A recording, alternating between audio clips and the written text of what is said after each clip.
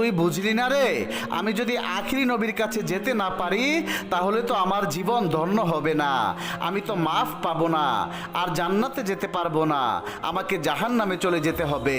তুই আমাকে একবারের জন্য হলেও মোহাম্মদ রসুল্লাহ সাল্লাল্লাহু আলাইহি ওয়াসাল্লামের কাছে যেতে দে। যদি আমার নবী আমাকে মাফ করে দেয় তারপর তোর যত খুশি আমাকে ততই মারিস।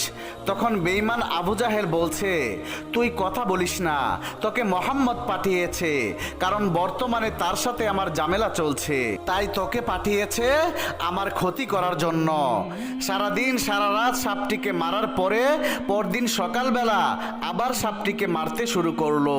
তখন সাপটি বলতে লাগলো, হে আবু জাহেল, তুমি আমাকে কেন মারছো সেটা আমি বুঝতে পেরেছি। আখিরি নবীর সাথে বেয়াদবি করার কারণে আজ আমার এই শাস্তি হচ্ছে। ও আবু জাহেল, তোকে আমি কথা দিলাম তোর যত মারতে